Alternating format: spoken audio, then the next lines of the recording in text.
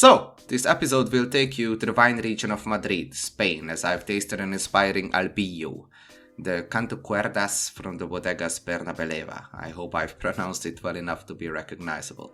Unfortunately, it's been a while since my Spanish got polished by a native. First, a few thoughts about the wine-growing region of Madrid. The area encompasses almost 9,000 hectares of vines planted south of the city of Madrid, so basically in the middle of Spain. Like most territories on the continent, the vineyards around Madrid were severely hit by phylloxera, the killer insect of grapevines, at the dawn of the 20th century. Then the financial meltdown of the 60s and 70s have made it lively for the local winemakers. The region was rewarded with a DO status in 1990 and the production has been growing steadily ever since.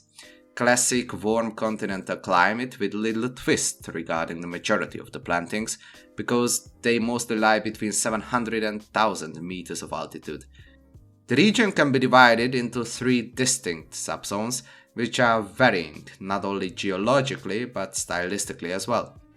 Without going too deep into the differences, the biggest subregion is Arganda or Arganda, which is defined by clay loam underground and mostly focuses on Tempranillo reds, iron and Malvar whites, southeast of Madrid.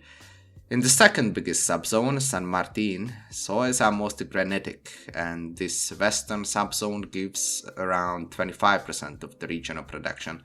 San Martin also has the highest average temperature and rainfall of the 3. Red Grenache and Albillo are kings here. The middle part of the DO is called Navarcarnero, where the soils have mostly sandy, loamy clay texture and is only responsible for around 15% of the harvest in the Madrid DO. Again, Garnacha and Malvar are leading the production, although historically the local rosés are the most sought after in the region. The Bernabeleva winery has been in the hands of the Alvarez Villamil family for nearly a century now, who are continuing to work with old plantings of indigenous varieties like Morenillo or Moscatel de Grano Menudo. Mostly acidic, nutrient-poor soil structures mark their nearly 35 hectares in the San Martin subregion of the Madrid DO, sometimes even over 800 meters above sea level. The grape variety Albillo is a fantastic insider tip for adventurous sommeliers, although the designation covers more than one particular DNA-selected varietal in practice, like Albillo Krimsky in Georgia or Albillo Major Real in Galicia or Castilla y León. However, the early ripening and the low-yielding grape can be mostly described as lightly aromatic with great extract and integrated acidity. This fine ghost is a witty child of 85 to 100 years old vines from 3 different vineyards.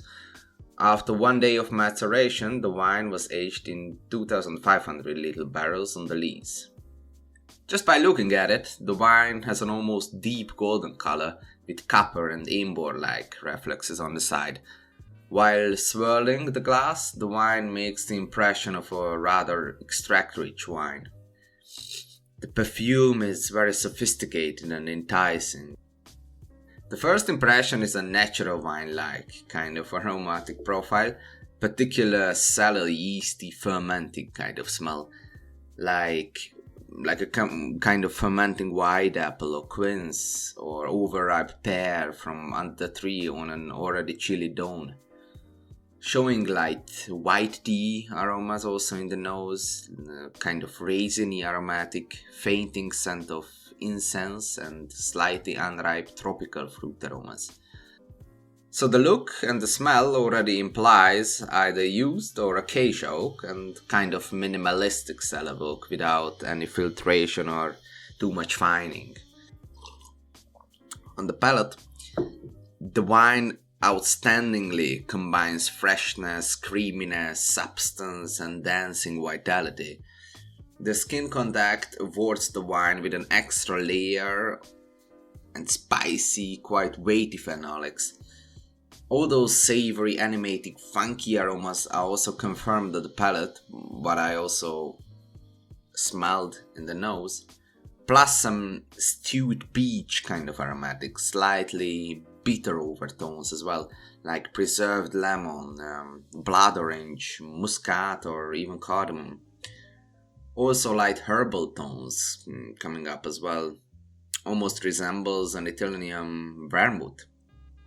The wine has a super long finish and has a dancing kind of aromatic acidic profile. It disappears and then comes back with a surprising new flavor and crunchy phenolics. A fantastic wine that can bear any kind of serious dish, even with some cream, light bitter herb tones. It might even go well with fennel or artichoke. But if you don't want to make all that fuss in the kitchen or just want to take the wine for a picnic, don't be afraid to grab some serious manchego cheese or parmesan with some aged ham, herb butter, and maybe olive bread. So I hope you liked this episode, and please let me know via email or on social media how you liked the wine yourself. And all the best, and keep drinking the ghost.